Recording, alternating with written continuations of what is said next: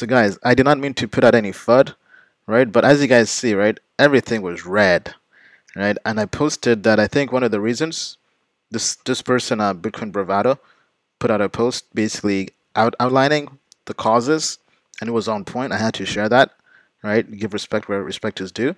And the main thing they said is, one, the SEC put out a memo or alert, right? You guys can definitely go out there and read this, saying that potentially unlawful online platforms for trading digital assets have to register blah blah blah with the SEC, right? So that means all the exchanges out there, right? Basically, the SEC saying you guys are basically doing this illegally, right? So there was FUD, and as you guys know, the SEC, although it's purely an American organization, most of the world, unfortunately, looks to the SEC and to America for guidance, and they basically just copy and paste whatever America's doing for the most part. Right? That's why when you see stuff happening in America, a lot of other countries just copy and paste or just start doing the same thing. They start banning this and that, right? And I think it is a disadvantage for America. I mean, from traveling the world, one thing I've learned is America is behind in terms of this whole entire cryptocurrency space. Not necessarily blockchain, because I mean, Silicon Valley is still putting out great projects and stuff, but I mean, they are behind, right, in terms of mainstream adoption from people, from the general public, right? For example, traveling to Korea, I mean, people there really, I mean, you can find a random person in Korea and they'll be part of an ICO, right? But anyway, guys, make sure you get a chance to go through and read this, right? And pretty much the main thing to understand is the SEC is coming and putting down the hammer, guys. As I mentioned earlier, lots of ICOs have been canceling their public sales and doing private sales only because, I mean, the sentiment is that SEC is coming, and as you guys have seen the last few weeks, they've been putting out lots and lots of memos and statements on cryptocurrencies, on ICOs, all that jazz. To the point the market is taking a beating, guys. I mean, like, all of us, right? Now, people ask me, actually, let me fast forward here, right? So people ask me, hey, Ian, how come you hold through all this and you don't panic sell, you don't get out, you don't sell at the top, buy at the bottom, right? I mean, I could do all that, right? I've talked about this before, but the main reason why, guys, I mean, first rule of cryptocurrency investing, right? Let me zoom in on this, right? Only invest what you're willing to lose. Some people seem to really forget that, right? Like, only invest what you're willing to lose. Right? I'm willing to lose it all, guys. That may be hard to believe. People say, "Hey, are you seriously willing to lose however million you had from 5 million all the way down to 0?" I mean, it's maybe hard to believe, guys, but yes, right? I mean, because I would say I'm willing to lose anything besides my initial investment, right? So that way, it's not a full L, right? But that's kind of the risk you have to be willing to take, right? You have to basically have big balls. I mean, like, roll the dice on this, right? And people say, why are you willing to risk it all, right? And one of the reasons is, I mean, although I love crypto and it's changed my life, it is not my only source of income, right? So I think I had that in a post as well, right? So I mean, first of all, you have to really make sure that you're diversified outside of crypto in case a black swan event happens, right? Black Swan is basically after the book by Nassim Taleb. Basically meaning take the worst case scenario. If that would happen, how would you prepare for it? What would you do? Right? Imagine Bitcoin crashed or crypto crashed like back in 2013 with the Mt. Gox and Silk Road and all that stuff. Imagine we go through one of those things again. Would you still survive? Right? So let me see, I'm trying to find that post here. Actually, I think it was a reply. That's why I'm not seeing it here. All right, so let me pull it up here, guys. But I did touch on that because somebody did ask, hey, they're working on multiple sources of income, right? And what do I have, right? In terms of, can I share that with them? Right, for those who are brand new here, right? I mean, I didn't begin out as a crypto guy or ICO guy. I began out as Diary of a Made Man, hacking the system guy, creating multiple sources of income guy. Right, so that was my entire platform before crypto. It just happened that cryptocurrency became, out of my multiple streams of income, became the biggest one And I was like, hey, you know what? Let me focus more on this because this is where I'm getting the largest engagement from my audience and my community, right? So I made some videos on cryptocurrency investing. I made videos on ICO investing, and that really seemed to resonate with a lot of people. All right, so in terms of sources I currently have or I'm working on, right? Because the average millionaire, now, I'm not sure where I got this, right? I got this from somebody.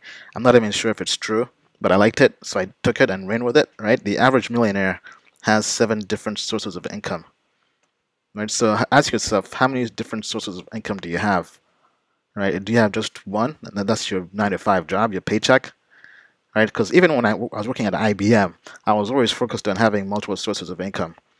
Right, I was working at, I was doing Airbnb, right? Every time I would travel with IBM, I would put my Airbnb out to a point where a few years ago when I was really into it, I made 27 grand just from Airbnb rentals on the side, right? I had an Amazon FBA business. I was pulling in about 2 to 4 grand a month, right? So I had all these different sources of income, right? So in terms of what I'm doing now, right? Obviously, we have cryptocurrency investing, right? That's kind of my main thing. Then also advising ICOs. That's a whole entire different business model and different source of income. Then I also have my Patreon, right? So anybody out there who's a Patreon member, thank you guys. You guys are the best, MVP. I've also done e-commerce, right? Amazon FBA. I'm currently in the process of launching my own merchandise, and eventually, this is kind of more down the line, launching my own fashion brand, right? Diary of a Made Man fashion brand, guys. So hopefully, maybe one day you'll see my stuff out there on Fashion Week. All right, for those who don't know, I did used to dabble in the fashion world. Actually, I do have a documentary out called DC Fashion Week. That's out there. You guys can see it. It's on Amazon. Back when I was doing a video production company. Right, that's the 4th one. The 5th one is YouTube. Right, well, I'll say YouTube and video. Right, so this is a funny thing, right? People like to make jokes. I mean, this comes with the territory of being a public figure, right?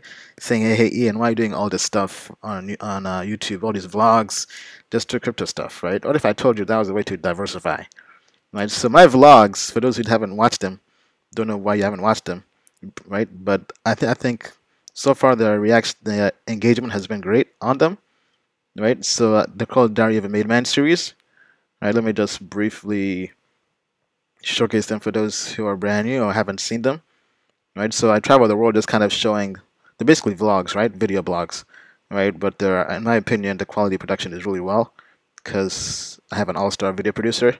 Shout out to Dan, right? Who used to work with the Black Eyed Peas for 7 years with will.i.am and Fergie, right? So I go through just kind of showing the lifestyle of a cryptocurrency investor and life after your corporate job, right? So I go through showcasing my life, right? My experience in Thailand, me speaking at Macau conference at the Hybrid Block Summit, put on by the Hybrid Block team in Macau, China, and Hong Kong. My experience in Tokyo and how I discovered Telcoin. Me speaking in New York at the ICO Forward Summit, right? So what if I told you this is not just me putting out stuff on YouTube just to look cool, right? Well, actually, when I was in LA, right, we had meetings with agents, and we're in the process of trying to package this into a TV show and sell this to networks, right? So that's going to be an additional revenue stream, right? So that's something we're currently working on. We're going to compile everything into a reel and pitch it, and maybe one day it becomes a TV show. And music, right? People see me putting out all this music, right? Moon Lambo, that was the intro song. Crypto Retirement, right? Am I just trying to be a rapper, right?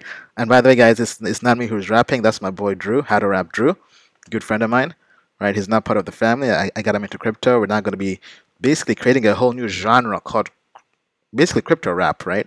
Putting out songs to inspire and hack the culture, right? Because as I mentioned, right, we're trying to take cryptocurrency mainstream, going from just something that's a subculture and a niche to mainstream to other cultures. That's why we're, as opposed to going vertical, we're going horizontal, expanding out to other industries like entertainment, right? Like video, TV, movies, music, fashion, right? We're coming for everything, guys, right? So now we're gonna start putting these songs out on Spotify, on iTunes, on Pandora, right, guys? You'll be able to hear Moon Lambo just about anywhere on your favorite music app, right? And guess what? That's gonna be extra income coming in for each stream, right? And then lastly, real estate, right? I've done Airbnb. I don't do that anymore.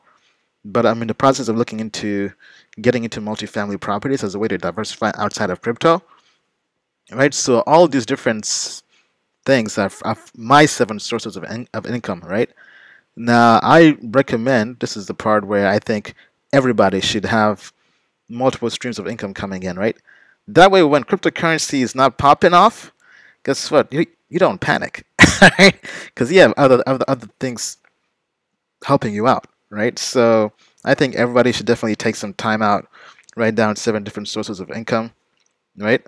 And then from there, guys, hopefully you guys don't panic during the next dip, right? All right, but anyway, that's enough of me talking about the market. Right? I mean, in terms of when it's going to bounce back, I have no idea. I mean, March, well, the sentiment was March would be a good month, but in crypto, anything could happen, right? It's because regulation, whatever, FUD, right? But hopefully, Watching comes out. Hopefully, all these other projects come out and do well.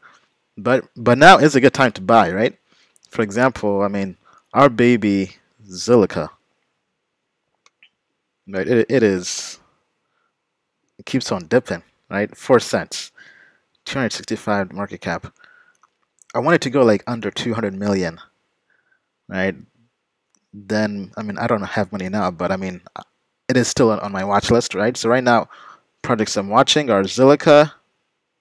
Actually, let me stop with the video for now.